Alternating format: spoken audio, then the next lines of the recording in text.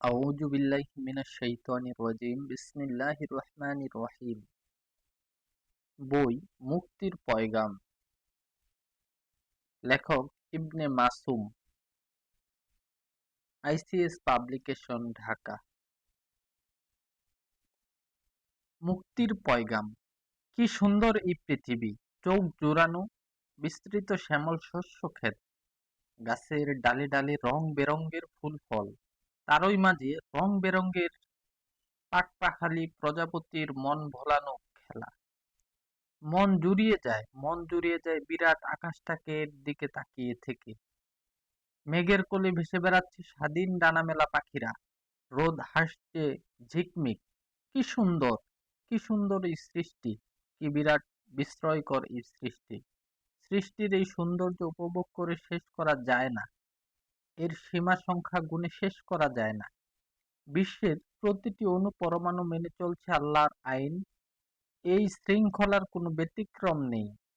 আর এজন্যই এই জগৎ এত সুন্দর। বিরাট এ বিশ্বকে বিরাজ করছে অনাবিল শান্তি, ঐক্য আর শৃঙ্খলা। মানুষ এই দুনিয়ার সুন্দরতম সৃষ্টি, আশরাফুল মাখলুকাত বলা হয় তাকে। অন্যান্য সৃষ্টি থেকে আলাদা তার মর্যাদা, বিশেষ করে তার স্থান। মানুষ এই দুনিয়ায় আল্লাহর খলিফা বা প্রতিনিধি। আল্লাহ মানুষকে দিয়েছেন জ্ঞান, বিবেক, দিয়েছেন ভালো মন্দ বোঝাবার ক্ষমতা। সে যেমন এই জ্ঞানের আলোকে ভালো কাজ করতে পারে, তেমনি খারাপ কাজ করার রয়েছে তার ক্ষমতা ও স্বাধীনতা। কিন্তু কেন আল্লাহ মানুষকে এই বিশেষ মর্যাদা দিলেন? কেন দিলেন এমন স্বাধীনতা? এর পিছনে রয়েছে আল্লাহর এক মহান উদ্দেশ্য। তা হলো, বিশ্বে প্রকৃতির অন্যান্য সৃষ্টি যেমন আল্লাহর নিয়ম মেনে তৈরি করেছে অনাবিল শান্তির জগৎ, তেমনি মানুষ তার স্বাধীনতা থাকা সত্ত্বেও যেন আল্লাহর পথকে বেছে নিতে পারে। খারাপ কাজ করার ক্ষমতা ও স্বাধীনতা থাকা সত্ত্বেও যাতে নিজের ইচ্ছায় আল্লাহর আইনের গোলামিকে বরণ করে নিতে পারে। আর তারই ফলে তাদের জীবনে নেমে আসবে শান্তি। পৃথিবীতে গড়ে উঠবে এক সুন্দর শান্তিপূর্ণ সমাজ। অশান্তির কারণ কিন্তু এই দুনিয়ার দিকে তাকালে আমরা দেখতে পাই, মানুষে মানুষে আজ সৃষ্টি হয়েছে ভেদাভেদ, হানাহানি, হিংসা বিদ্বেষ। অমানুষের সমাজে সে ঐক্য কোথায়? কোথায় সে শান্তি? এর কারণ কি? আগেই বলা হয়েছে, ভালো মন্দ কাজ করার ইচ্ছাটা পুরোপুরি মানুষের। আল্লাহ মানুষের উপর জোর করে তার বিধান চাপিয়ে দিতে চান না, বরং আল্লাহ দেখতে চান মানুষ তার নিজের ইচ্ছায় তার বিধান বা এই শান্তির পথ থেকে বেছে নেয় কিনা। যখন মানুষ এই স্বাধীনতার অপব্যবহার করে আল্লাহর পথ থেকে সরে গেছে, তখনই নেমে এসেছে মানুষের জীবনের বিপর্যয় ও অশান্তি। মুক্তির পথ। তাহলে কি মানুষকে এই অশান্তি সৃষ্টির জন্য আল্লাহ সৃষ্টি করেছেন? বিভেদ ও বিশৃঙ্খলার জন্য সৃষ্টি করেছেন? কঠিন ও জটিল এই পৃথিবীতে মানুষকে পথের সন্ধান না দিয়েই ছেড়ে দিয়েছেন? না, কখনোই তা হতে পারে না। আল্লাহ তো দয়াময় ও মেহেরবান। যে আল্লাহ বিশাল এই পৃথিবীর সবকিছু সৃষ্টি করেছেন মানুষের সুখ স্বাচ্ছন্দ্যের জন্য। যে আল্লাহ সব মানুষকে বাঁচিয়ে রেখেছেন ভালো যে আল্লাহ সব মানুষকে বাঁচিয়ে রেখেছেন আলো বাতাস আর খাবার দিয়ে, সেই আল্লাহই মানুষকে বাতলে দিয়েছেন সরল শান্তির পথ, সিরাতুল মুস্তাকিম। কোন পথে চললে মানুষ পাবে শান্তি, কোন পথে আসবে মানুষের মর্যাদা, কোন পথে চললে মানুষ তার দায়িত্ব পালন করতে পারবে, তা তিনি সৃষ্টির সাথে সাথেই জানিয়ে দিয়েছেন মানুষকে। শিখিয়ে দিয়েছেন প্রথম মানুষ হযরত আদম আলাইহিসসালামকে। হযরত আদম আলাইহিসসালাম তার গোটা জীবন সেইভাবে চালিয়েছেন, তার পুত্র পরিজনকেও সেইভাবে পরিচালনা করেছেন। তারপর দিন দিন মানুষের সংখ্যা বাড়তে লাগলো, ছড়িয়ে পড়লো মানুষ সৃষ্টির আনাচে কানাচে। আস্তে আস্তে আল্লাহর পথ ভুলে গেল তারা। রহমানুর রহিম আল্লাহ আবার মানুষকে মুক্তির পথ বাতলে দিতে চাইলেন। তিনি মানুষের মধ্যে থেকে বিশেষ কিছু মানুষকে মনোনীত করলেন। এই মনোনীত বান্দারা হলেন নবী ও রাসূল, এবং সেই বাতলিয়ে দেওয়া পথের নাম ইসলাম। আল্লাহর এই মনোনীত বান্দারা তার হুকুম নিজেরা মেনে চলেছে এবং তাদের যুগের সাধারণ মানুষকে দেখিয়ে দিয়েছেন, দেখো এইভাবে চলো, এইভাবে নিজেদের জীবনকে গড়ে তোলো, সমাজকে গড়ে তোলো।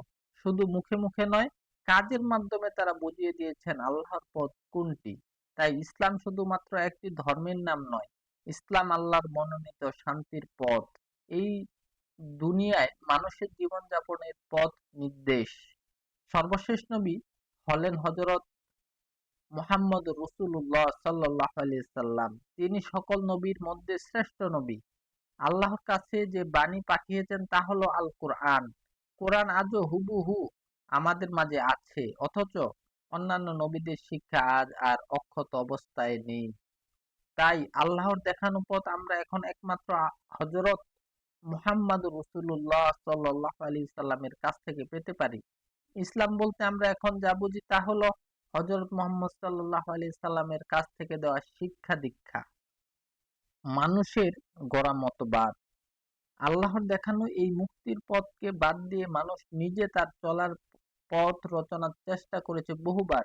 কেউ বলেছে এই পৃথিবীর কোনো সৃষ্টিকর্তা নেই, এই দুনিয়াটাই সব দুনিয়ার সুখ শান্তির সব, অতএব খাও দাও ফুর্তি করো, আর এর জন্য অন্যকে ঠকিয়ে বড়লোক হওয়ার অন্যায় নয়।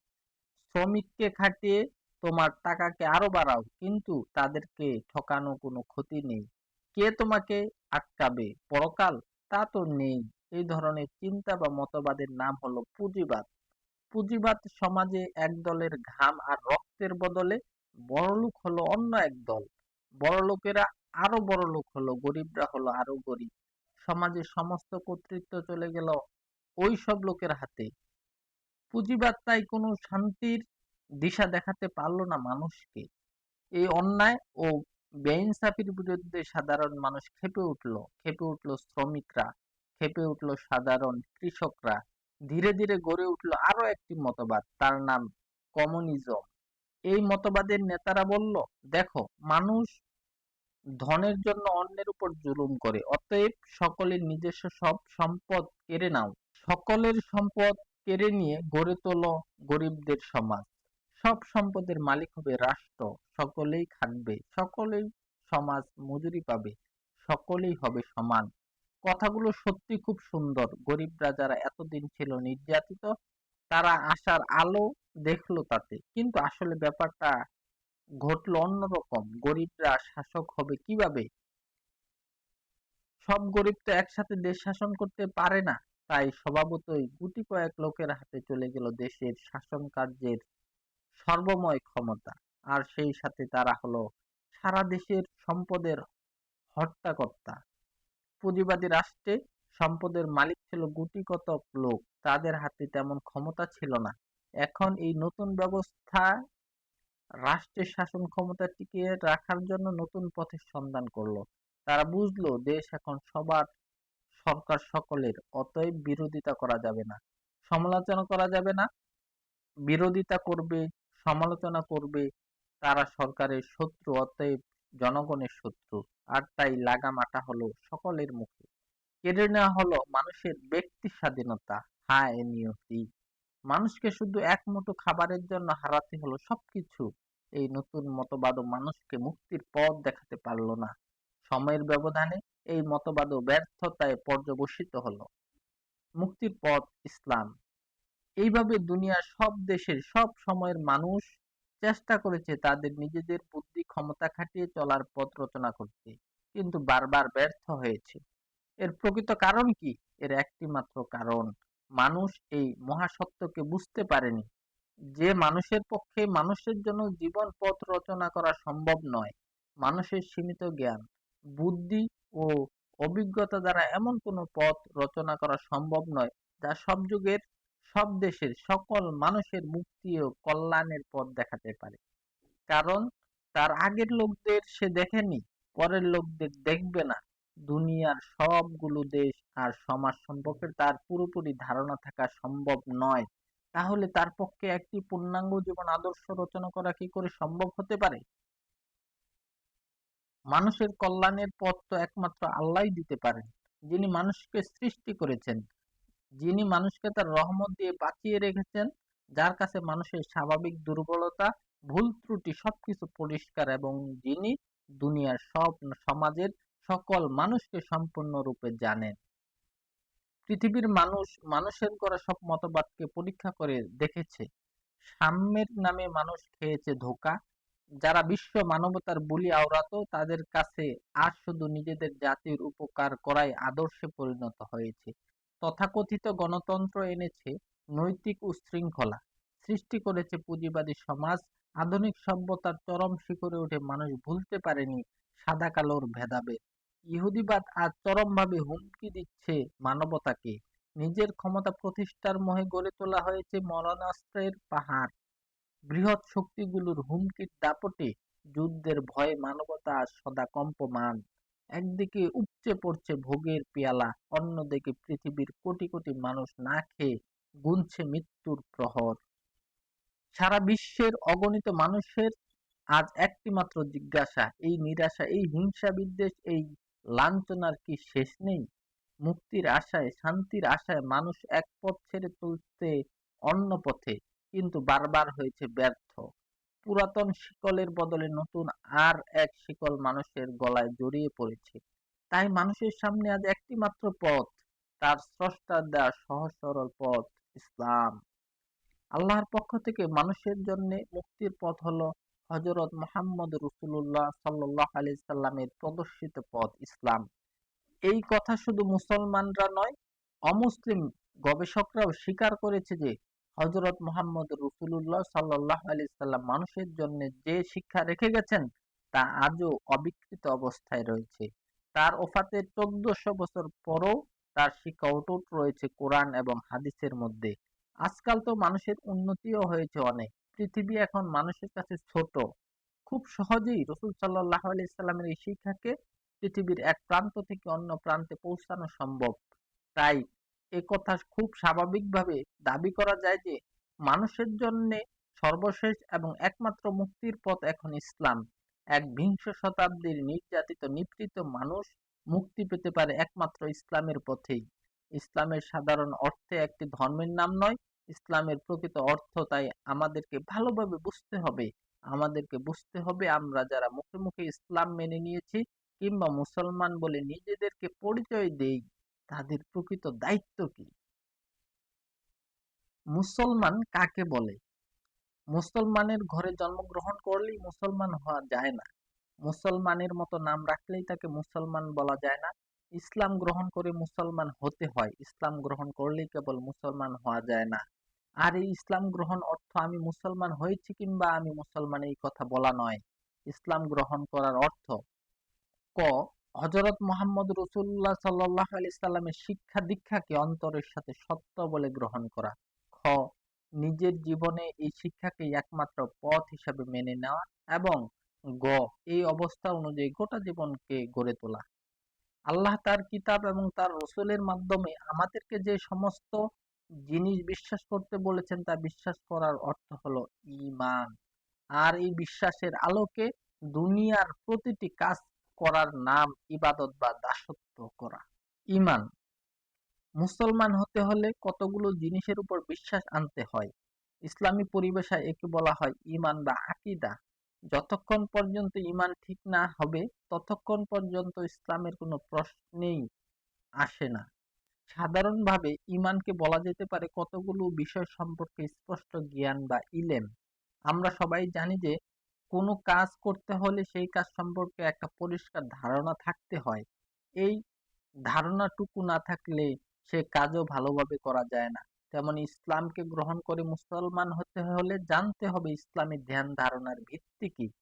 আর এজন্য জ্ঞান বা ইলমকে ইসলামে এত গুরুত্ব দেওয়া হয়েছে। যে সমস্ত বিষয়ের উপর বিশ্বাসকে ইসলামের মূল ভিত্তি বলা হয় তা হলো আল্লাহর উপর বিশ্বাস, রাসূলের উপর বিশ্বাস, আখিরাত বা পরকালের উপর বিশ্বাস, ফেরেশতাদের উপর বিশ্বাস, আল্লাহর কিতাবের উপর বিশ্বাস। তাওহীদ। আমাদের চারপাশে বিরাট জগৎ, আকাশ, পৃথিবী, গাছপালা, কীট-পতঙ্গ, পশু-পাখি, মানুষ এসব কি আপনা আপনি সৃষ্টি হয়েছে? এসব কিছু যে একটা সুন্দর নিয়ম মেনে চলছে তা কি কোনো পরিচালক ছাড়াই হচ্ছে? না, তা কখনো হতে পারে না। কেননা আমরা সবাই এটা জানি যে সামান্য একটা বলও কেউ ধাক্কা না দিলে নড়তে পারে না। ছোট একটা খেলনা একজন কারিগর ছাড়া আপনা আপনি তৈরি হতে পারে না। তাই এই বিশ্বজগতের একজন কারিগর আছেন, মালিক আছেন, পরিচালক আছেন। তিনি এক ও দ্বিতীয়। তার দয়ায় আমরা বেঁচে আছি। তিনি আমাদের রিজিক দেন। যা কিছু হয়েছে, হচ্ছে এবং হবে সবই তার জানা আছে। কিন্তু এ কথাটি মুখে স্বীকার করলেই আল্লাহর প্রতি ঈমান আনা সম্পূর্ণ হয়ে যায় না। প্রয়োজন জীবনের প্রতিটি ক্ষেত্রে আল্লাহকে প্রভু বা মালিক হিসেবে মেনে নেওয়া।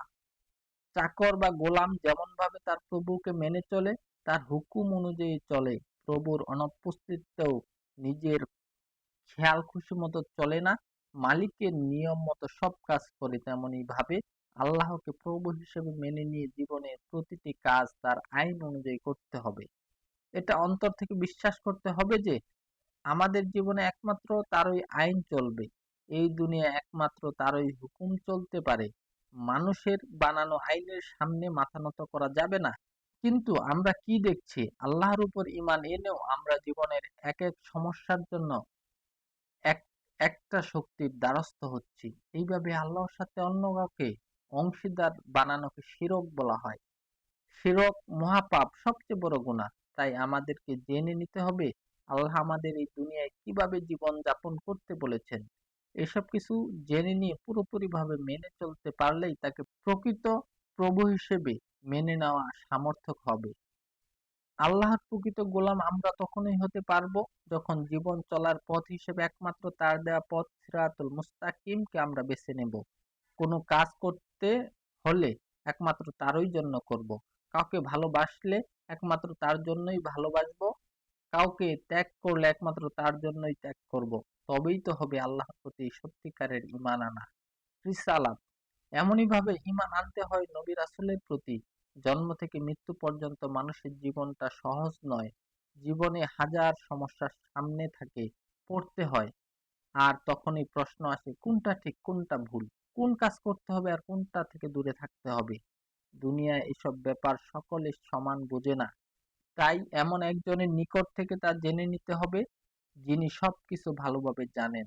মানুষের জীবনে সব সমস্যার সমাধান একমাত্র আল্লাহ দিতে পারেন। তাই তিনি মানুষের মাঝে যাদেরকে দুনিয়া জাহানের এসব রহস্য জানিয়ে দিয়েছেন তাদের নিকট থেকে আমাদেরকে তা জেনে নিতে হবে। জীবনের পথেই তাদেরই আমরা নেতা মানব। আর এই নেতারাই হলেন নবী রাসূল। বিভিন্ন যুগে বিভিন্ন সমাজে আল্লাহ তার নবী রাসূলদেরকে পাঠিয়েছেন তার বাণী দিয়ে। শেষবারের মতো যিনি আল্লাহর কাছ থেকে শান্তির পথ নির্দেশ নিয়ে এসেছিলেন তিনি নবী মুহাম্মদ রাসূলুল্লাহ সাল্লাল্লাহু আলাইহি সাল্লাম। আমরা তার উম্মত বা অনুসারী, কিন্তু এতটুকু বিশ্বাস করার মধ্যে কোনো কল্যাণ নিহিত নেই। রাসূল সাল্লাল্লাহু আলাইহি সাল্লামের প্রতি বিশ্বাস আনার প্রকৃত অর্থ হচ্ছে নিজের জীবনকে পথের দিশারি বা নেতা হিসেবে তাকে মেনে নেওয়া। রাসূলের শিক্ষা দীক্ষার উপর দৃঢ়ভাবে বিশ্বাস এনে তার দেখানো পথে ধীরপদে এগিয়ে যাওয়া। হযরত মুহাম্মদ রাসূলুল্লাহ সাল্লাল্লাহু আলাইহি সাল্লামকে শেষ এবং শ্রেষ্ঠ রাসূল হিসেবে মেনে নেওয়ার অর্থই হলো একথা মেনে নেওয়া যে কিয়ামত পর্যন্ত তিনি আমাদের নেতা। তিনি আমাদের মুক্তির দিশারি। মানবতার মুক্তি একমাত্র তার দেখানো পথেই আসতে পারে। আখিরাত। আল্লাহ তার রসুলের উপর ঈমান আনার পর আমাদেরকে আর একটি বিষয়ের প্রতি ঈমান আনতে হয়, তা হলো এই যে দুনিয়ায় এই জীবনে শেষ নয়। মানুষ এই দুনিয়ায় ভালো বা মন্দ কাজ করলে তার ফল দুনিয়ার মধ্যেই সীমাবদ্ধ নয়, বরং জীবনের প্রতিটি কাজের জন্য মৃত্যুর পর পরকালেও তাকে জবাবদিহি করতে হবে এবং তখনই তাকে চূড়ান্ত ফলাফল দেওয়া হবে। ভালো কাজের জন্য পাবে বেহেশত আর খারাপ কাজের জন্য পাবে দোজখ। এইসবের উপর বিশ্বাস আনার অর্থ হলো আখিরাতের প্রতি ঈমান। এই ঈমানও সত্যিকার ভাবে সম্পূর্ণ হবে তখন যখন জীবনের সবকিছুকে সবসময় পরকালের প্রতি ঈমানকে কাজে লাগানো হবে। আখিরাতের প্রতি ঈমান না থাকলে, আল্লাহর কাছে জবাব দেওয়ার ভয় না থাকলে মানুষ কখনো ভালো মানুষ হতে পারে না। যে কাজই সে করবে নিজের খেয়াল খুশি মতো করবে।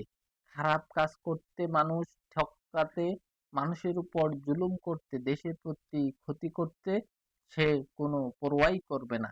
ধীরে ধীরে সব মানুষ সৎ, অসৎ চরিত্র ও খারাপ প্রকৃতির হয়ে উঠবে। দুনিয়ায় নেমে আসবে সীমাহীন অশান্তি। যখন মানুষ ঈমান আনে আখিরাতের প্রতি, তখন আল্লাহর কাছে জবাব দিতে হবে। এই ভয় নিয়ে সে কাজ করে, তখন তার দ্বারা কোনো খারাপ কাজ হতে পারে না। সে হয়ে ওঠে এক সুন্দর আর আদর্শ মানুষ। কিতাব ও ফেরেশতা, আল্লাহর নবীর কাছে যে বাণী পৌঁছেছেন তাকে ওহী বলা হয়। ওহীর মাধ্যমে আল্লাহ অনেক নবীর কাছে কিতাব পাঠিয়েছেন, যেমন হযরত মুসা আলাইহিস সালামের কাছে এসেছে তাওরাত, হযরত দাউদ আলাইহিস সালামের কাছে জাবুর, আর হযরত ঈসা আলাইহিস সালামের কাছে ইনজিল। এমনই ভাবে সর্বশেষ নবী হযরত মুহাম্মদ রাসূলুল্লাহ সাল্লাল্লাহু আলাইহি সাল্লামের কাছে যে কিতাব এসেছে তার নাম আল কোরআন। কোরআনে রয়েছে মানুষের জন্য আল্লাহর হুকুম আহকাম, আমাদের জীবনকে সুন্দরভাবে গড়ে তোলার জন্য, দুনিয়ায় এক সুখী সুন্দর সমাজ গড়ে তোলার জন্য মৌলিক নিয়ম নীতি এসেছে এই কোরআনে। আর আল্লাহর নবী কোরআনের আলোকেই নিজের জীবনকে গড়ে তুলেছিলেন। এই কোরআনের দেখানো পথে কায়েম করেছিলেন এক সুন্দর ইসলামী সমাজ। সেই সমাজকে কি আমরা তেমনি ভাবে আমাদের জীবনে গ্রহণ করেছি? আমরা কি কোরআনের পথে নিজেদেরকে এবং সমাজকে গড়ে তোলার চেষ্টা করেছি? না, বরং অতি ভক্তির সাথে কোরআনকে তাকের উপর তুলে রেখেছি। কোরআনে আমাদের রব আমাদের যে কি কি নির্দেশ দিলেন তা জানার এবং তা মেনে চলার আগ্রহ আমাদের নেই। শুধু কোরআন তেলাওয়াতের মধ্যে সওয়াব দেখেছি। একদিকে কোরআন তেলাওয়াত করছি, অন্যদিকে কোরআনের বিধিবিধানের উল্টো কাজ করছি। প্রতি মুসলমান আজ সুন্দর কাপড় মোড়ানো, সুন্দরভাবে সাজানো আছে কোরআন, কিন্তু আমাদের চারপাশের সমাজে বিরাজ করছে কঠিন কোরআনের উল্টো আইন কানুন। এই অবস্থায় কিভাবে আমরা দাবি করতে পারি যে কোরআনের উপর রয়েছে আমাদের অবিচল বিশ্বাস?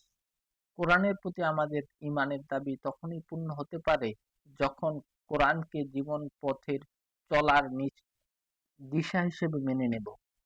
যখন কোরআনকে আমাদের নিজেদের এবং সমাজ জীবনে প্রতিষ্ঠা করার চেষ্টায় আমরা তৎপর হব।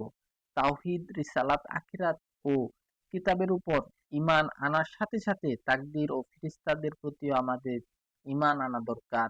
ফেরেশতারা নূরের তৈরি, আল্লাহর হুকুমেই তারা প্রত্যেকেই এক একটি দায়িত্ব পালন করেন। ইবাদত, ঈমানের আসল কথা হলো কোনো প্রকার সন্দেহ ছাড়াই তাওহীদ, রিসালাত, আখিরাত এবং কিতাব ইত্যাদির উপর বিশ্বাস আনা। এই বিশ্বাসের ভিত্তিতে জীবন গড়ে তোলার নাম ইবাদত, অর্থাৎ দাসত্ব বা গোলামি করা। মানুষ ও জিন জাতিকে সৃষ্টির উদ্দেশ্যই হলো তারা আল্লাহর ইবাদত করবে। তাই কোনো অবস্থাতেই মানুষ এই দাসত্ব থেকে মুক্তি পেতে পারে না। যেহেতু আল্লাহর গোলাম বা দাসত্ব হিসেবে আমাদের জন্ম, তাই আমাদের নিজেদের গোটা জীবনটাই তার গোলামি বা দাসত্ব করে কাটিয়ে দেওয়া উচিত। এর মানে এই নয় যে দুনিয়ায় সব কাজকর্ম ছেড়ে দিয়ে কোথাও বসে আল্লাহ আল্লাহ করতে হবে। বরং ইবাদত করার আসল অর্থ হলো আমরা দুনিয়ায় যেসব কাজ করব তা আল্লাহর আইন নিয়ম অনুযায়ী করব। মানুষের জীবনের ঘুম, বিশ্রাম, পানাহার, চলাফেরা, অন্যের সাথে ব্যবহার, টাকা পয়সার লেনদেন, মোট কথা প্রত্যেকটি কাজ আল্লাহর নির্দেশ অনুযায়ী করার নামই ইবাদত।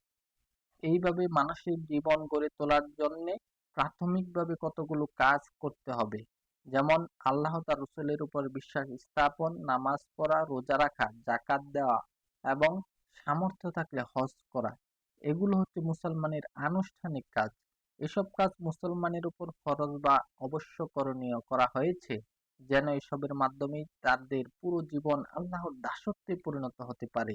তাই একজন লোক সারাদিন নামাজ পড়ার পরে, রোজার মাসে সারা মাস উপবাস থাকার পরে আর পয়সা খরচ করে হজ করার পরেও যদি তার হৃদয় মনে খোদার ভয়, প্রেম ও ভালোবাসা সঠিকভাবে সৃষ্টি না হয়, তবে তার নামাজ, রোজা, হজ পালনের উদ্দেশ্য একেবারে ব্যর্থ হয়েছে বলতে হবে। লোক দেখানো নামাজ, রোজা, হজ, জাকাতের কোনো মূল্য নেই। জিহাদ, নামাজ, রোজা, হজ, জাকাত তাই অন্যান্য ধর্মের পূজা, উপাসনা ও যাত্রার মতো কোনো অনুষ্ঠান মাত্র নয়। এই কাজ করলে আল্লাহ তাআলা কারো উপর সন্তুষ্ট হয়ে যান না। ইবাদতের আসল উদ্দেশ্য হলো মানুষের উপর থেকে আল্লাহ ছাড়া অন্য শক্তির প্রভুত্বকে খতম করা। আর এই উদ্দেশ্য জানমাল ব্যয় করে সর্বশক্তি দিয়ে চেষ্টা করার নাম জিহাদ। তাই জিহাদ ইসলামের একটা গুরুত্বপূর্ণ দিক। মানুষের জীবনে ইসলামকে প্রতিষ্ঠা করার সংগ্রাম ও প্রচেষ্টাকে বলা হয় জিহাদ। জিহাদ কথাটার অর্থ তাই ব্যাপক। আমাদের চারদিকে সীমাহীন অন্যায় অত্যাচার, জুলুম, নির্যাতন, পাপ, কুশিক্ষা, নোংরামি, উলঙ্গপনার মূল কারণ কি কখনো ভেবে দেখেছি? এসবের প্রকৃত ও মূল কারণ হলো আজকের সমাজের নেতৃত্ব, কর্তৃত্ব ও শক্তি সামর্থ্য রয়েছে অত্যাচারী, স্বৈরাচারী লোকদের হাতে। সাধারণভাবে আমরা দেখি একজন ড্রাইভারই নিজের ইচ্ছামতো গাড়িকে যেদিকে ইচ্ছা সেদিকে নিতে পারে। তাই সমাজের উপর নেমে আসা অশান্তি, বিপর্যয় আর তা থেকে মুক্তির একমাত্র পথই হলো এই অসৎ নেতৃত্ব থেকে সমাজকে মুক্ত করে ফেলা। ইসলাম চায় দুনিয়ার সব জায়গায় এবং অসৎ এই নেতৃত্বকে খতম করে আল্লাহর আইন প্রতিষ্ঠা করতে, আর এই প্রচেষ্টার নামই জিহাদ। এই জন্য প্রয়োজন হলে শক্তি প্রয়োগ, যেমন জিহাদ তেমনি এ উদ্দেশ্যে সাহিত্য রচনার জন্য কলম ধরাও তেমনি জিহাদ। কিন্তু একটা জিনিস পরিষ্কার হয়ে যাওয়া উচিত, তা হলো জিহাদের প্রথম পদক্ষেপ হলো নিজের সাথে জিহাদ। নিজের মন ও মানসিকতায় আল্লাহ তার রসুলের শিক্ষা দীক্ষার বিরোধী কোনো শিক্ষা ও ইচ্ছা থাকলে সর্বপ্রথম তার বিরুদ্ধে জিহাদ করতে হবে। যে ব্যক্তি নিজের ভেতরের বিদ্রোহী আত্মার সাথে জিহাদ করেনি, সমাজের চারপাশের অন্যায় অসত্যের বিরুদ্ধে সে জিহাদ করতে পারে না। তাই জিহাদ বলতে যদি কেউ সাধারণ যুদ্ধ, মারামারি, কাটাকাটি বুঝে তবে ভুল হবে। জিহাদ একটি পবিত্র কাজ, মুসলমানদের পবিত্র দায়িত্ব। মুসলমানদের দায়িত্ব মুসলমানদের দায়িত্ব তাই নিজেদের জীবনে ইসলামকে প্রতিষ্ঠা করার সাথে সাথে দুনিয়ার সব ক্ষেত্রে আল্লাহর আইনকে কার্যকরী করা। মুসলিম জীবনের মিশন কি তা সুন্দরভাবে আল্লাহ বলে দিয়েছেন কোরআনে সূরা আল হজে। মুসলমানদের দায়িত্বের কথা স্মরণ করিয়ে দিয়ে বলা হয়েছে, হে ঈমানদাররা, রুকু করো, সিজদা করো এবং ইবাদত করো তোমাদের প্রভুর, আর সৎ কাজ করতে থাকো, তবেই তোমরা লাভবান হবে। এবং জিহাদ করো আল্লাহর পথে, যেভাবে জিহাদ করা উচিত তিনি তোমাদের এই দিন বা পথ পছন্দ করে দিয়েছেন এবং এ ব্যাপারে তোমাদের উপর কোনো কঠোরতা আরোপ করেননি। এ তো তোমাদের পিতা ইব্রাহিমের পথ। পূর্ব থেকেই তিনি তোমাদের নাম মুসলমান রেখেছেন এবং এই কেতাবেও সেই নাম রাখা হয়েছে, যে রাসূল তোমাদের প্রতি সাক্ষী হতে পারেন এবং তোমরা মানবজাতির প্রতি সাক্ষী হতে পারো। অতএব তোমরা নামাজ কায়েম করো এবং যাকাত দিতে থাকো এবং আল্লাহর আইনকে শক্ত করে ধরো। তিনি তোমাদের রক্ষাকর্তা, তিনি অতুলনীয় মুরব্বী এবং অদ্বিতীয় সাহায্যকারী। সূরা হজ ৮৮ নম্বর আয়াত। আল্লাহ বলেছেন, মুসলমানের কাজ হলো একমাত্র তারই গোলামি করা। এজন্য তাদের নিজেদেরকে ভালোভাবে গড়তে হবে। আল্লাহ যখন ভালো কাজ করতে বলেছেন তখন এটা স্পষ্ট যে খারাপ কাজ থেকে বিরত থাকতে হবে। ব্যক্তিগতভাবে একজন মুসলমানকে এই কাজ করতে হবে নিজেদের জন্য এবং সেই সাথে সমাজে এক বিরাট দায়িত্ব পালনের জন্য। নিজেকে প্রস্তুত করার পর মুসলমানদের আদেশ করা হয়েছিল জিহাদ করার। তারা অন্যায় কাজও আদেশ দিবে এবং সেই সাথে অন্যায় কাজ থেকে বাধা দেবে, যাতে করে আল্লাহর আহ্বান চারদিকে ছড়িয়ে পড়তে পারে এবং মানুষ যুক্তি ও বিবেক খাটিয়ে ইসলামকে গ্রহণ করতে পারে। কিন্তু দেখা যায় সমাজের কুসংস্কার, খারাপ নেতৃত্ব এ পথে বাধা সৃষ্টি করে, তখন সেই ব্যবস্থা হিসেবে তরবারিও ধরতে হবে। নবী রাসূলরা এ দায়িত্ব পালন করেছেন। তারা এই দায়িত্ব পালন করে তাদের অনুসারীদেরকেও এ কাজ বুঝিয়ে দিয়ে গেছেন। এখন এই দায়িত্ব তাদের অনুসারীদের। এই দায়িত্ব যারা পালন করবে দুনিয়ায় তারা পাবে সম্মান আর আখিরাতে পাবে উত্তম পুরস্কার। কিন্তু এই দায়িত্ব পালনে অবহেলা করলে দুনিয়া ও আখিরাতে উভয় জায়গায় তারা হবে লাঞ্ছিত। মুসলমানদের সাথে এ দায়িত্ব ছিল বনী ইসরাইলের উপর। তারা ছিল হযরত মুসা আলাইহিস সালামের উম্মত। কিন্তু এ দায়িত্ব অবহেলা করার কারণে তারা হলো দুনিয়াতে লাঞ্ছিত এবং আশ্রয়হীন। তাদের লাঞ্ছনার কথা খোদ কোরআনেই আছে। অতঃপর এ দায়িত্ব এসে পড়ল মুসলমানের উপর। রাসূলে খোদা সাল্লাল্লাহু আলাইহি সাল্লামের নেতৃত্বে গড়ে ওঠা এই জাতি এই দায়িত্বকে তাদের নিজেদের জীবন মৃত্যুর উদ্দেশ্য বানিয়ে নিল। গড়ে উঠল মুসলিম নামে এক নিঃস্বার্থ সৈনিক জাতি, যাদের হাতে মানবতা পেল মুক্তির স্বাদ, পেল সত্যের সন্ধান। রাতের অন্ধকারে তাদের মাথা নত হয়ে পড়ত মহান আল্লাহর দরবারে। দিনের বেলায় তাদের ঘোড়ার খুরের দাপটে কেঁপে উঠত দুনিয়ার জাহিলিয়াত, অন্যায় ও অসত্য। প্রথম জামানার মুসলমানরা তাদের এই দায়িত্ব সম্পর্কে ছিলেন পূর্ণ সজাগ। তারা এইভাবে কাজ করেছেন এবং ঈমানের পরীক্ষায় ত্যাগ ও কুরবানি স্বীকার করেছেন। আর তাই মানবতার ইতিহাসে তাদের নাম উজ্জ্বল ও ভাস্কর হয়ে আছে। মুসলমানদের বিপর্যয়। কিন্তু আস্তে আস্তে মুসলমানদের মধ্যে এ দায়িত্ব পালনে দেখা দিল শিথিলতা, আরাম-আয়েশের মধ্যে ডুবে গেল তারা। অন্যদিকে ইসলামের দিকে ডাকা তো দূরের কথা, নিজেদের জীবন থেকে বিদায় নিল ইসলামী রীতিনীতি। শুধু কথায় ইসলাম মেনে চলা হতো, কাজে নয়। এ সময় পাশ্চাত্যে, বিশেষ করে ইউরোপীয় দেশগুলো আধুনিক জ্ঞান বিজ্ঞানের নতুন আবিষ্কারকে কাজে লাগিয়ে শিল্প বাণিজ্যের ক্ষেত্রে এগিয়ে গেল অনেক। ব্যবসায়ের সওদা নিয়ে তারা ছড়িয়ে পড়ল পৃথিবীর আনাচে কানাচে। তখনই মুসলিম শক্তি দুর্বল হয়ে পড়ল। তখনই তারা যে আঘাত হেনেছিল সে আঘাত সহ করতে পারল না মুসলিম শাসকরা। বুদ্ধি ও শক্তির কাছে হেরে গেল মুসলিম শাসকরা। মুসলিম জাহানে নেমে এলো পরাধীনতার অন্ধকার। মুসলমানরা শুধু শাসন ক্ষমতাই হারালো না, তাদের শিক্ষা দীক্ষা, আচার অনুষ্ঠান ও আদর্শের উপর আসলো বিজাতির আঘাত। উপমহাদেশে ইসলাম। আমাদের এই উপমহাদেশে ইসলামের ঝান্ডা নিয়ে বিজয়ী বেশে আসলেন এক যুবক বীর সেনাপতি মোহাম্মদ বিন কাসেম। কিন্তু তারও আগে ইসলামের সুমহান আদর্শের পরিচয় পেয়েছিলেন এদেশের মানুষ। ইসলামের আহ্বান নিয়ে এসেছিলেন ইসলাম ধর্ম প্রচারক দরবেশগণ। অল্প কিছু দিনের মধ্যে দিল্লির শাসন ক্ষমতায় বসল মুসলিম শাসকরা। আর ধীরে ধীরে এদেশে ইসলাম মুসলমানদের সংখ্যা বাড়তে লাগলো। ইতিহাস সাক্ষী, এদেশের মুসলিম শাসকরা অন্য ধর্মের লোকদের ক্ষমতা জোর করে মুসলমান বানায়নি, বরং এদেশের লোক মুসলমান হয়েছে ইসলামের সুমহান আদর্শে মুগ্ধ হয়ে। মুসলিম শাসকরা সবাই যে ভালো ছিলেন তা নয়, ধীরে ধীরে তারা আরাম-আয়েশের দিকে আকৃষ্ট হয়ে পড়লেন। দেশের কল্যাণ, দশের কল্যাণের কথা ভুলে গেলেন। ফলে শাসন ক্ষমতা দিন দিন দুর্বল হয়ে যেতে লাগলো। মুসলমানদের পূর্ব উপমহাদেশের শাসন ক্ষমতা ছিল অন্য ধর্মাবলম্বীদের হাতে। তারা ছিল মুসলমানদের উপর চটা। ইংরেজ বেনিয়ানীরা তাদের সহায়তায় এদেশের শাসন ক্ষমতায় এলো। এবার শুরু হলো এদেশের মুসলমানদের পরাধীন জিন্দেগি। মুসলমানরা অবশ্য পরাধীনতা সহ করেনি, ইংরেজদের বিরুদ্ধে প্রতিবাদ মুখর হলেন মহীশূরের হায়দার আলী ও টিপু সুলতান। 1557 সালে জেগে উঠল স্বাধীন চেতা মুসলমানরা। ইংরেজদের বিরুদ্ধে শুরু হলো ভারতের সর্বত্র মুসলমানদের এক ব্যাপক সংগ্রাম। এ সংগ্রামে নেতৃত্ব দিলেন দিল্লির সম্রাট বাহাদুর শাহের যোগ্য সেনাপতি জেনারেল বখত খান। বাংলার মুসলমানরা যখনই সুযোগ পেয়েছে তখনই ইংরেজদের বিরুদ্ধে জিহাদ করেছেন। তাদের হারানো স্বাধীনতাকে ফিরে পাওয়ার জন্য করেছেন আপ্রাণ চেষ্টা। এদেশে ইংরেজদের প্রধান শত্রু ছিল তাই মুসলমানরা। মুসলমানদেরকে তারা সব রকমের অধিকার থেকে বঞ্চিত করলো। আর অন্যান্য ধর্মাবলম্বীরা, তারা মুসলমানদের উপর ছিল হাড়ে চটা। তারা এগিয়ে আসলো ইংরেজদের ভয়ের ঘা হয়ে। মুসলমানদের অবস্থা হলো আরো কাহিল। কিন্তু শিকল দিয়ে মানুষ কোনোদিন অন্য মানুষকে শতাব্দীর পর শতাব্দী বেঁধে রাখতে পারে না। আর সেই শিকল ভাঙার ইতিহাস সবারই জানা।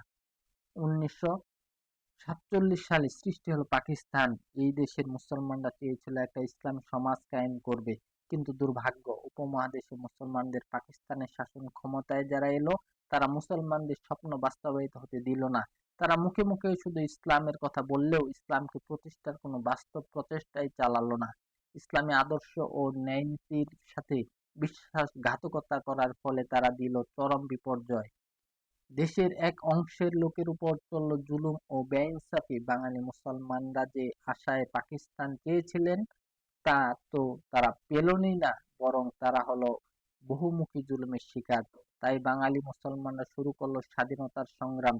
1971 সালে অনেক ত্যাগ তিতিক্ষার আর সংগ্রামের ফলে সৃষ্টি হলো স্বাধীন বাংলাদেশ। বাংলাদেশ বিশ্বের দ্বিতীয় বৃহত্তম মুসলিম দেশ।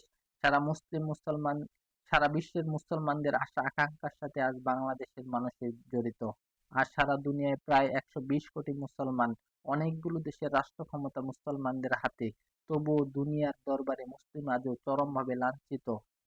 সারা বিশ্বের নিপীড়িত মানবতার মুক্তির সনদ আল কোরআন যাদের ঘরে, সেই জাতিকে আজ বিশ্বের মানুষের দুয়ারে দুয়ারে হাত পেতে বেড়াতে হচ্ছে। বাংলাদেশের মুসলমান হিসেবে আমাদের উপর যে দায়িত্ব তা আমরা ভুলে যেতে পারি না। আজ সারা বিশ্ব অবহেলিত লাঞ্ছিত মানবতার মুক্তি একমাত্র ইসলামের পথেই। তাই ইসলামের অনুসারী হয়ে আমরা বসে থাকতে পারি না। আজকের দুনিয়া দ্রুত পরিবর্তনের পথে, দ্রুত গতিতে এগিয়ে চলছে ধ্বংসের পথে। মুসলিম হিসেবে তাই আমাদের দায়িত্ব পালনের পথে আমাদেরকেও দ্রুত পায়ে এগিয়ে আসতে হবে। যতই কঠিন হোক না কেন, এটা আমাদের দায়িত্ব। ধ্বংসের পথ থেকে মানবতাকে মুক্ত করার দায়িত্ব এ যুগে মুসলমানদের। সারা বিশ্বের মানুষের দিকে তাকিয়ে ইসলামকে প্রতিষ্ঠা করার উদ্দেশ্যে এগিয়ে আসতে হবে মুসলমানদেরকে। কাজে লাগাতে হবে মুসলিম জাহানে আল্লাহ যে অসীম সম্পদ দিয়েছেন তা সব। এগিয়ে আসতে হবে মুসলিম যুবক, তরুণ ও বৃদ্ধ সবাইকে। এ কাজের জন্যে প্রথমেই মুসলিম মিল্লাতকে করতে হবে পুনর্গঠিত, ঐক্যবদ্ধ। বহুদিনের জড়তার ঘোর কাটিয়ে এই জাতির মধ্যে আনতে হবে প্রাণ, উদ্দীপনা। মানবতার মুক্তি সৈনিক হিসেবে গড়ে তুলতে হবে জাতিকে এক সুস্থ পরিকল্পনার আলোকে মুসলিম যুবকদেরকে, যাতে তারা এই দায়িত্ব সহজেই বহন করতে পারে। কিশোরদের দায়িত্ব। একটা সমাজকে গঠন করতে হলে সে সমাজের সকলেই এগিয়ে আসতে হবে, এগিয়ে আসতে হবে কিশোরদেরকেও। আজকের কিশোররাই আগামী দিনের জাতির ভবিষ্যৎ। তাই আমরা দেখি হযরত মুহাম্মদ রাসূলুল্লাহ সাল্লাল্লাহু আলাইহি সাল্লাম যখন মক্কার অন্ধকার সমাজে আলোর মশাল জ্বালতে অগ্রসর হলেন, তখন তার সাথে কচি কিশোররা সাহাবীরাও এগিয়ে এলেন। এই সময় হযরত আলী রাদিয়াল্লাহু তাআলা আনহু কিশোর বয়সের, হযরত সবেমাত্র নবুয়ত পেয়েছেন। তিনি তার সমাজের বড় বড় নেতাদেরকে ডাকলেন, সবাইকে বললেন তার সাথী হতে। সকলেই ভয় পেল, কেননা সত্যের পথে চলতে যে হিম্মতের দরকার তা তো আর সকলের মধ্যে থাকে না। কিন্তু কিশোর বালক হযরত আলী রাদিয়াল্লাহু তাআলা আনহু তখন ঘোষণা করলেন, হতে পারি আমি বয়সে সকলের চেয়ে কনিষ্ঠ, আমার গলার আওয়াজ অনেক ক্ষীণ, আমার পা দুটো কচি, এই কঠিন সংগ্রামের পথে চলার যোগ্য নয়, তবুও আমি এই পথ সংগ্রহ করলাম এবং গ্রহণ করলাম। আমি প্রস্তুত এ জন্যে জিহাদ করতে। এমনকি বহু সংগ্রামী কিশোর সাহাবী রাসূলের সাথে জিহাদে শরীক হয়েছিলেন। ইসলামের বিজয় ইতিহাসেও অনেক বীর কিশোরের কথা আজও সোনার অক্ষরে লেখা আছে। তাই যারা কিশোর তরুণ তাদের এই মহান সংগ্রামের প্রতি এগিয়ে আসা দরকার। দুস্থ মানবতার দুয়ারে সত্যের পয়গাম পৌঁছাতে, মানুষকে ন্যায়ের পথে এগিয়ে দিতে, সারা বিশ্বকে ইসলামের আলোকে আলোকিত করতে মুসলিম কিশোরদেরকেও আজ এগিয়ে আসতে হবে। বিংশ শতাব্দীর সব সমস্যার সুষ্ঠু এবং সুন্দর সমাধান ইসলামের পথে রয়েছে। সেই ইসলামকে এই দুনিয়ায় প্রতিষ্ঠিত করার দায়িত্ব মুসলমানদের। কিন্তু সেই মুসলমানদের বর্তমান অবস্থা কি তা একবার ভেবে দেখা দরকার। মুসলমানদের নিজেদের দুর্বলতার কারণে তাদের উপর নেমে এসেছিল পরাধীনতার অন্ধকার। বিজয়ী পাশ্চাত্য শক্তিগুলো মুসলমানদের উপর শুধু শাসন চালায়নি, তারা তাদের শিক্ষা দীক্ষা, রীতিনীতির মূলে আঘাত এনেছিল। এই আঘাতে মুসলমানদের অনেকের মধ্যে, বিশেষ করে আধুনিক শিক্ষকদের মধ্যে দেখা দিল চিন্তাধারার পরিবর্তন। তারা প্রকৃত ইসলাম শিক্ষা পেল না। ইসলাম বা ধর্ম সম্পর্কে যা কিছু শিখল তা হলো পাশ্চাত্যের শাসকদের শেখানো বুলি। তাদের কাছে ইসলাম অন্যান্য ধর্মের মতো একটা ধর্ম। এ যুগে ইসলাম চলতে পারে না। ইসলাম এ যুগে সব সমস্যার সমাধান দিতে পারে না। আসলে ইসলাম সম্পর্কে ভ্রান্ত এবং অসম্পূর্ণ জ্ঞানই এ ধারণার জন্য দায়ী। তাই মুসলিম মিল্লাতকে পুনর্গঠিত করতে হলে দরকার ইসলামী শিক্ষার ব্যাপক প্রসার। অনেকে মনে করে ইসলামের সাথে আধুনিকতার কিংবা বিজ্ঞানের মিল নেই। আসলে ইসলাম আধুনিকতার কিংবা বিজ্ঞানের ন্যায় নব আবিষ্কারের বিরোধী নয়। ইসলামের বিরোধ পাশ্চাত্যের মতবাদের সাথে, চিন্তাধারার সাথে। তারা আল্লাহকে বাদ দিয়ে দুনিয়ার মানুষের জন্য চলার পথ দিতে চায়। আর ইসলাম আল্লাহর দেখানো পথে জ্ঞান বিজ্ঞানের চর্চা এবং তার প্রয়োগের মাধ্যমে মানবতার মুক্তি আনতে চায়। ন্যায় নীতি বাদ দিয়ে জ্ঞান বিজ্ঞানের উৎকর্ষতায় কি লাভ? নিজের ক্ষমতাকে প্রতিষ্ঠার জন্য, মানুষকে মারার জন্য বুদ্ধি খাটিয়ে আণবিক বোমার মতো ধ্বংসাত্মক মরণাস্ত্র তৈরি কি আধুনিকতা? ইসলামে এই হিংসা, ঘৃণা ও স্বার্থপরতা মাখা আধুনিকতা চায় না। সেই সকল সেকেলপনা ও পুরাতন কুসংস্কার পূজারীও নয়। বহুদিনের জড়তার ফলে ইসলামের নামে যে সমস্ত কুসংস্কার চলছে তার অবসান চাই। আর এসব কিছুর জন্য প্রয়োজন প্রকৃত ইসলামী শিক্ষার ব্যাপক প্রসার। মুসলিম কিশোরদেরকে ইসলামী শিক্ষায় শিক্ষিত হতে হবে, যাতে করে একজন ডাক্তার কিংবা ইঞ্জিনিয়ার হওয়ার সাথে সাথে তারা মুসলিম ডাক্তার কিংবা মুসলিম ইঞ্জিনিয়ার হিসেবে গড়ে উঠতে পারে। তবেই না সমাজে তাদের দ্বারা উপকৃত হবে। মুসলিম যুবকদের উপর আরো একটি বিরাট দায়িত্ব রয়েছে। পৃথিবীর মানুষ ইসলামকে চায়। তারা চায় ইসলামকে মুক্তি ও বুদ্ধি দিয়ে যাচাই করে নিতে। আর যেহেতু ইসলাম এখন পৃথিবীর কোথাও প্রতিষ্ঠিত নেই, তাই মুসলমান ইসলামকে জানবে, বুঝবে, যেভাবে তা পেশ করা হবে সেইভাবেই। বর্তমান যুগে যাবতীয় সমস্যার ইসলাম কি সমাধান দেয়, তা তাদের কাছে পরিষ্কার করতে হবে। পাশ্চাত্য জ্ঞান বিজ্ঞানের সভ্যতা সংস্কৃতি সুষ্ঠু পর্যালোচনা করে দেখিয়ে দিতে হবে যে এর দোষ ত্রুটি, সত্য মিথ্যা, গ্রহণীয় বর্জনীয় কি আছে। আর এর জন্য প্রয়োজন ইসলামী সাহিত্যের আধুনিক জ্ঞান বিজ্ঞানের গভীর অধ্যয়ন এবং কোরআন ও হাদিস ও ইসলামী সাহিত্যের উপর ব্যাপক গবেষণা। এই বিরাট দায়িত্বের জন্য এখন থেকে মুসলিম কিশোরদের তৈরি হতে হবে। জাতির পুনর্গঠনের এ কাজ সহজ নয়। এ সমাজের মধ্যে এমন অনেক আছেন যারা নিজেদেরকে গড়ে তুলতে এবং অন্যদেরকে গড়ার কাজে আগ্রহী। এইসব সত্যপ্রিয় কিশোরদেরকে একত্রে অগ্রসর হতে হবে। এ কাজ তখন সম্ভব যখন ইসলামের আহ্বান বলিষ্ঠভাবে চারদিকে প্রচারিত হবে। রাসূল খোদা সাল্লাল্লাহু আলাইহি সাল্লাম সমাজের লোকদের তিরস্কার, অপবাদ, লাঞ্ছনা উপেক্ষা করে ইসলামের আহ্বানকে তাদের সামনে তুলে ধরেছিলেন। ফলে তার ডাকে সাড়া দিয়েছিল সে যুগের সত্যপ্রিয় মানুষরা। তেমনিভাবে ইসলামের বিপ্লবী আহ্বানকে যদি সত্যিকার ভাবে সমাজে প্রচার করা হয়, তবে এই বিংশ শতাব্দীর ঘুণে ধরা সমাজ থেকেও বেরিয়ে আসবে সত্যের মশাল নিয়ে হযরত আলী রাদিয়াল্লাহু তাআলা আনহু এর মতো অনেক তাজা তরুণ প্রাণ, হযরত আবু বকর রাদিয়াল্লাহু তাআলা আনহু, হযরত উসমান রাদিয়াল্লাহু তাআলা আনহু এর মতো অনেক দানশীল ব্যক্তি এবং হযরত ওমর রাদিয়াল্লাহু তাআলা আনহুর মতো সিংহ দিল পুরুষ, খালেদ, মুসা, তারিকদের মতো মুসলিম তরুণরাও জেগে উঠবে সত্যের মশাল নিয়ে। আমাদের প্রিয় নবী সাল্লাল্লাহু আলাইহি সাল্লাম তার সারা জিন্দেগিতে অশেষ কষ্ট ও ত্যাগ স্বীকার করে নিজের জীবনে ইসলামকে প্রতিষ্ঠা করে গেছেন। তার চলাফেরা, চালচলন, স্বভাব চরিত্র ছিল ইসলামের জীবন্ত প্রতীক। তাকে দেখেই মানুষ বুঝলো ইসলামের পথ কত মহান, ইসলাম কত সুন্দর। আসলে এটাই নিয়ম। সাধারণ মানুষ একটা আদর্শকে তখনই গ্রহণ করে যখন সে বাস্তবে দেখতে পায় যে আদর্শের মহত্ব।